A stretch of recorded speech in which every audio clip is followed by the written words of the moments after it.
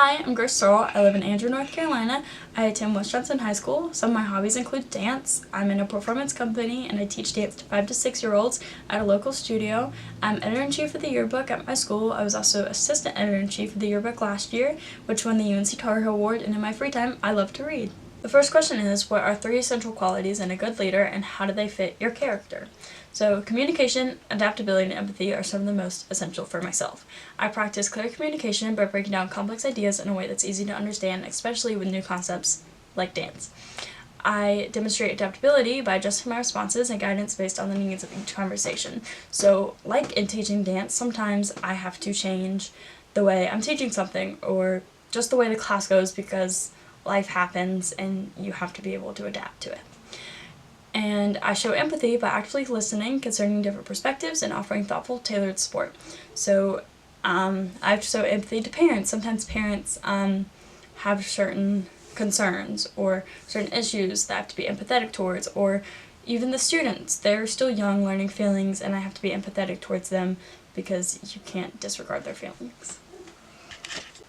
Question number 2, tell us about the accomplishment of what you're most proud of and how you achieved it. One of my proudest accomplishments was serving as editor-in-chief of my yearbook and helping us win the Tar Heel Award. This was an incredibly challenging but also incredibly rewarding experience. It required a lot of strong leadership, teamwork, and dedication, and I worked day and night to make sure the yearbook met high standards of design, storytelling, and accuracy. This meant coordinating with writers, photographers, and designers, making sure everybody was collaborating. I also had to make sure everybody was keeping track with deadlines and making sure that every detail, whether it was big details, small details, that it was polished to perfection. But this was not a perfect publication at all, but it was incredibly rewarding to see that somebody else thought it was just as amazing and appreciated it as we did. Question number 3, once you become a teacher, if you were to teach a lesson that your students didn't understand, what would you do? So if I were teaching a lesson in my special education classroom, I would take a flexible and more individualized approach. So first, I would try and break it down differently and make the content smaller, more manageable steps, because every child learns differently, so I would also need to understand their learning mechanisms and how I can support them in the best way possible. So I would teach it differently, whether that's needing visual aids, hands-on activities, or real-life examples. I would do what I can do best to support them and help them learn. Question number 4, what do you think it means to be a professional as a teacher in the classroom? Being a professional as a teacher in the classroom means maintaining a high standards of responsibility, respect, and dedication to both students and the learning environment. In special education, professionalism is even more crucial because students often require individualized support and advocacy. To me, that means putting students first, in which I will approach every student with understanding, patience, and willingness to adapt to their unique learning styles and challenges.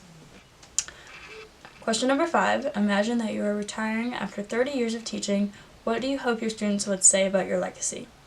If I were retiring from teaching special education after 30 years, I would hope my students remember me as a teacher who believed in them, supported them, and helped them grow in ways they never thought was possible.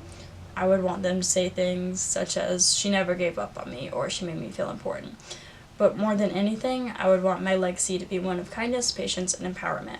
Someone who fought for her students and helped them see their potential no matter the obstacles.